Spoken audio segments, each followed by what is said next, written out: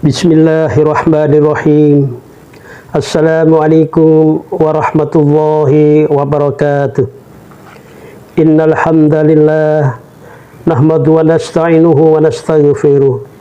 Asyhadu an la ilaha illallah wahdahu la syarika lah wa asyhadu anna Muhammadan abduhu wa rasuluhu la nabiyya ba'da.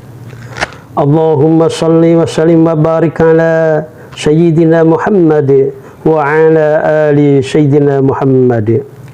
Saudara-saudaraku yang dirahmatin Allah Subhanahu wa taala, puji syukur kami haturkan kepada Allah Subhanahu wa taala atas segala limpahan rahmat dan nikmatnya, sehingga kali ini saya bisa menyapa Anda melalui channel ini. Salawat dan salam semoga tercurahkan kepada beliau Nabi Muhammad sallallahu alaihi wasallam beserta para keluarga dan sahabatnya. Allahumma sholli ala sayyidina Muhammad wa ala ali sayyidina Muhammad. Kali ini saya akan menyampaikan tentang orang-orang yang dibenci oleh iblis dan sekaligus menjadi musuhnya. Diriwayatkan dari Mu'adz bin Jabal dari Ibnu Abbas yang mengatakan bahwa ketika para sahabat sedang bersama Nabi Muhammad SAW di kediamannya, seorang sahabat Ansor, tiba-tiba terdengar panggilan dari luar rumah. Wahai penghuni rumah, bolehkah aku masuk? Sebab kalian akan membutuhkanku. Tahukah kalian siapa yang memanggil? Tanya Nabi Muhammad SAW kepada para sahabat.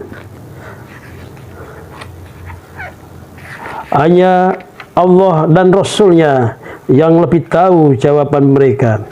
Itu iblis, laknat Allah bersamanya. Lanjut beliau, izinkan aku membunuhnya wahai Nabi Muhammad, kata Umar bin Khattab. Beliau berkata, sabar wahai Umar, bukankah kamu tahu bahwa Allah Subhanahu wa taala memberinya kesempatan hingga hari kiamat? Alangkah lebih baik jika kamu membukakan pintu untuknya, karena ia telah diperintahkan oleh Allah Subhanahu wa taala. Pahamilah sesuatu yang hendak ia sampaikan dan dengarkan dengan baik. Lalu pintu dibuka. Ternyata iblis seperti seorang kakek yang cacat satu matanya. Di jenggotnya terdapat 7 helai rambut menyerupai rambut kuda. Taringnya mirip taring babi, sedangkan bibirnya seperti bibir sapi. Salam untukmu Muhammad, kata iblis. Salam untukmu para hadirin. Nabi Muhammad SAW menjawab, salam hanya milik Allah Subhanahu wa taala. Sebagai makhluk terlaknat, apa keperluanmu? Wahai Muhammad, aku datang ke sini bukan atas kemauanku, namun karena terpaksa. Siapa yang memaksamu? Iblis menjawab sambil menundukkan diri. Seorang malaikat utusan Allah telah mendatangiku dan berkata, Allah Subhanahu wa taala memerintahkanmu mendatangi Nabi Muhammad SAW dan memberitahukannya tentang caramu menggoda manusia. Jawablah dengan jujur semua pertanyaannya. Demi kebesaran Allah, andai kamu berdusta satu kali saja, Allah Subhanahu wa taala akan menjadikan dirimu seperti debu yang ditiup angin. Oleh karena itu saat ini aku mendatangimu menjawab apapun yang hendak kamu tanyakan. Jika berdusta aku akan dicaci oleh setiap musuhku. Tidak ada sesuatu pun yang paling besar menimpaku daripada cacian musuhku. Nabi Muhammad SAW bertanya kepada iblis, jika kamu memang jujur, siapakah manusia yang paling kamu benci? Iblis menjawab, kamu dan orang-orang sepertimu adalah makhluk Allah Subhanahu wa taala yang paling aku benci. Siapa selanjutnya? Kata Nabi Muhammad SAW, pemuda yang bertakwa dan mengabdikan dirinya kepada Allah Subhanahu wa taala. Lalu siapa lagi? Orang alim dan wara'. Lantas siapa lagi? Orang yang selalu bersuci. Siapa lagi? Orang fakir yang sabar dan tak pernah mengeluhkan kesulitannya kepada orang lain. Apa tanda kesabarannya? Wahai Muhammad, Jika ia tidak mengeluhkan kesulitannya kepada orang lain selama 3 hari, maka Allah Subhanahu wa Ta'ala akan memberi pahala kepadanya. Selanjutnya apa? Orang kaya yang bersyukur. Apa tanda kesyukurannya? Ia mengambil kekayaannya dari tempatnya, lalu mengeluarkannya juga dari tempatnya. Menurutmu, orang seperti apa Abu Bakar? Ia tidak pernah menurutiku pada masa jahiliyah, apalagi masa Islam. Umar bin Khattab, demi Allah, setiap berjumpa dengannya, aku pasti kabur. Utsman bin Affan, aku malu kepadanya, karena orang yang malaikat pun malu kepadanya. Ali bin Abi Thalib, aku berharap darinya agar kepalaku selamat, serta berharap ia melepaskanku dan aku melepaskannya, tetapi ia tak akan mau melakukan itu. Penggalan dialog tersebut memberikan informasi kepada kita bahwa iblis memiliki musuh yang sangat banyak. Berikut adalah penjelasan mengenai orang-orang yang menjadi musuh tadi. Yang pertama adalah Nabi Muhammad SAW. Orang pertama yang disebutkan oleh iblis adalah Nabi Muhammad, sebab beliau diutus ke dunia dalam rangka menyempurnakan akhlak manusia. Selain itu, terutusnya beliau sebagai nabi dan rasul juga membawa rahmat bagi seluruh alam. Dengan terutusnya Nabi Muhammad SAW di dunia yang gelap gulita dan penuh dengan kemaksiatan menjadi terang benderang. Nabi Muhammad SAW merupakan sosok revolusioner yang mampu mendobrak dekadensi moral menuju tatanan kehidupan yang penuh dengan keadaban, yaitu dengan datangnya Islam. Misi iblis untuk menggoda, mengajak, dan menjerumuskan manusia ke neraka seolah-olah mendapat tantangan baru dengan kehadiran beliau di muka bumi ini. Oleh karena itu, iblis menyatakan secara tegas bahwa musuh pertama yang paling dibencinya adalah Muhammad Sallallahu Alaihi Wasallam. Sedangkan yang kedua yang menjadi musuh iblis adalah seorang pemuda yang bertakwa kepada Allah Subhanahu wa Ta'ala. Adapun indikator pertama bagi seorang pemuda yang bertakwa adalah beriman kepada hal gaib. Dengan mempercayai segala sesuatu yang gaib, seorang pemuda dapat mengendalikan diri dalam menapaki tantangan hidup.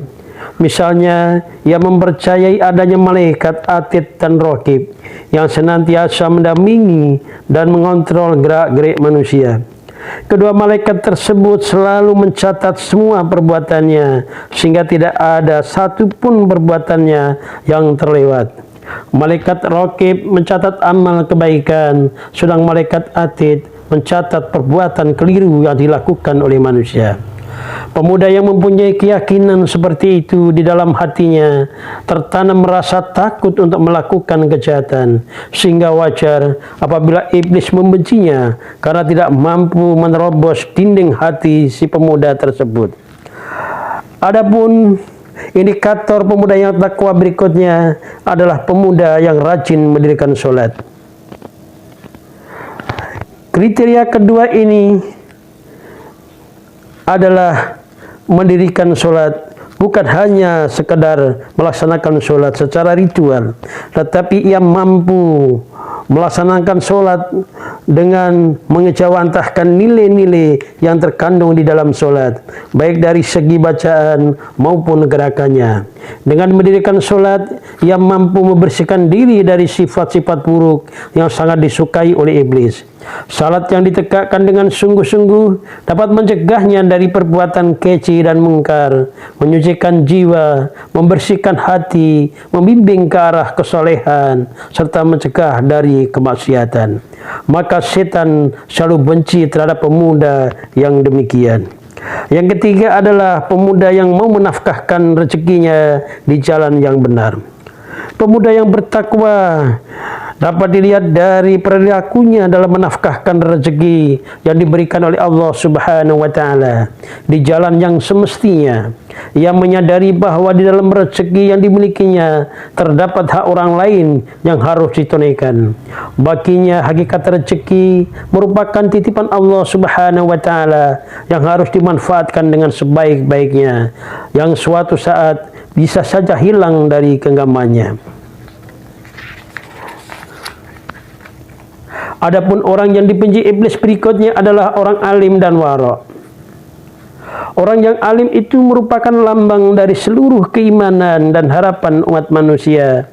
Orang yang alim mampu memberikan petunjuk kepada sesama dengan berpegang pada ajaran dan nilai-nilai dalam Islam.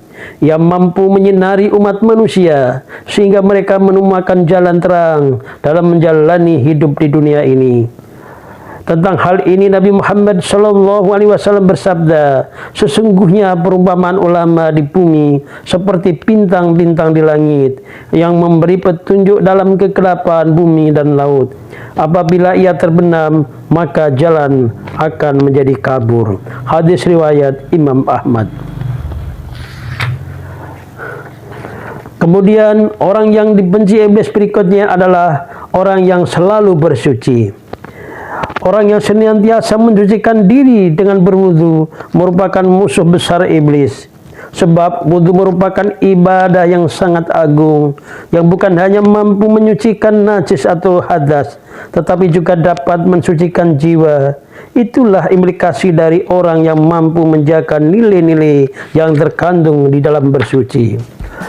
Dalam hal ini, adapun hikmah daripada berwudu, Nabi Muhammad SAW bersabda, setan senantiasa mengikatkan 3 ikatan di pangkal kepala seorang bila sedang tidur. Setan menepuk setiap ikatan sambil berkata, malam masih panjang, maka tidurlah. Bila ia terjaga, lalu berzikir kepada Allah, maka 1 ikatan akan terlepas. Jika ia berwudu, maka 1 ikatan lagi akan terlepas. Bila ia sholat, maka 1 ikatan lagi terlepas. Sehingga pada pagi hari, ia menjadi bersemangat, energik, dan berjiwa baik. Sedangkan jika ia tidak melakukan hal itu, maka jiwanya menjadi buruk dan pemalas.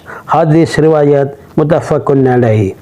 Di samping itu Nabi Muhammad SAW juga bersabda, bila salah seorang dari kalian terjaga dari tidurnya, hendaknya ia memasukkan air ke dalam hidung, lalu ia mengeluarkannya kembali, sebab sesungguhnya iblis bermalam di dalam hidungnya. Hadis riwayat muttafaqun alaih. Adapun berikutnya, sabda Rasulullah Muhammad SAW juga memberikan hal-hal yang luar biasa bagi orang-orang yang selalu menegakkan wudunya atau menjaga kesucian wudunya. Tidaklah seorang dari kalian yang mengambil air wudunya, kemudian ia berkumur-kumur, memasukkan air ke hidung, lalu mengeluarkannya kembali, melainkan dosa-dosa wajah, mulut, dan hidungnya akan berguguran bersamanya. Kemudian bila ia membasuh wajahnya sebagaimana yang Allah perintahkan, maka dosa-dosa wajahnya akan berguguran melalui ujung jenggotnya bersama tetesan air. Lalu jika ia membasuh kedua tangan hingga kedua sikunya, maka kesalahan tangannya akan berguguran melalui ujung jemarinya bersama tetesan air. Kemudian bila ia mengucap kepalanya, maka kesalahan kepalanya akan berguguran melalui ujung rambutnya bersama tetesan air. Lantas jika ia membersihkan kedua kaki sampai kedua lututnya, sampai kedua mata kakinya, maka dosa kakinya akan berguguran melalui ujung jemari kakinya bersama tetesan air. Lalu bila ia bangun dan sholat, dan ketika sholat ia memuji Allah, menyanjung dan mengagungkannya dengan pujian yang sesuai dengan Allah, serta ia penuhi seluruh hatinya hanya untuk Allah, melainkan ia akan terbebas dari dosanya seperti tatkala ia dilahirkan oleh ibunya. Hadis riwayat Muslim. Ini adalah hikmah daripada orang-orang yang selalu menjaga wudunya. Adapun yang berikutnya dibenci oleh iblis adalah orang fakir yang sabar. Sesungguhnya hidup dalam keadaan fakir merupakan ujian dari Allah Subhanahu wa ta'ala. Tujuannya ialah agar kita semakin mendekatkan diri kepadanya. Jika lulus dalam menjalani ujian ini, kita akan menjadi hamba yang mulia di sisi Allah. Tidak ada jalan lain bagi orang-orang yang fakir selain harus bersabar dan tidak boleh menerjang larangan-larangan agama. Jangan pernah mengeluh dengan kondisi hidup yang sempit, sebab setiap kesulitan pasti disiapkan jalan kemudahan. Sedepun selain itu, orang-orang yang sabar ketika ditimpa kesulitan, hidup akan senantiasa menjalankan ketaatan, sekaligus menerima dengan lapang dada berbagai cobaan hidup. Itulah sebabnya iblis menjadi geram terhadap orang fakir yang sabar menerima kondisi hidup yang serba sulit. Berikutnya yang dibenci oleh iblis adalah orang kaya yang pandai bersyukur. Nabi Muhammad SAW bersabda, bergembiralah, namun renungkanlah sesuatu yang menggembirakan kalian itu. Demi Allah, bukan kefakiranmu yang kukhawatirkan, melainkan bila kemewahan dunia telah menimpamu sebagaimana orang-orang sebelummu, lalu kamu berlomba-lomba dan binasa seperti mereka. Hadis riwayat Muslim. Nabi Muhammad SAW bersabda demikian ketika rombongan Abu Ubaidah bin Jarrah tiba di Madinah dengan membawa banyak harta dari Bahrain, sehingga masjid untuk menunaikan sholat subuh bersama Nabi Muhammad SAW penuh dengan barang-barang tersebut. Kemewahan hidup yang berjalan tanpa kendali dan terarah sesuai dengan petunjuk yang telah diberikan oleh Allah SWT pasti akan berujung kepada kehancuran.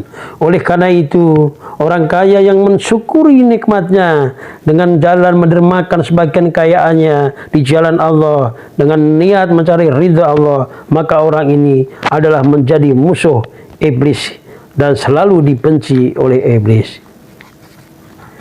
Saudara-saudaraku yang dirahmati Allah Subhanahu wa ta'ala, demikianlah penggalan dialog antara iblis dengan Nabi Muhammad SAW. Mudah-mudahan kita bisa mengambil pelajaran dan hikmahnya serta bermanfaat bagi kita semuanya. Mohon maaf atas segala kekurangannya. Usikum wa nafsi bitaqwallah. Wassalamualaikum warahmatullahi wabarakatuh.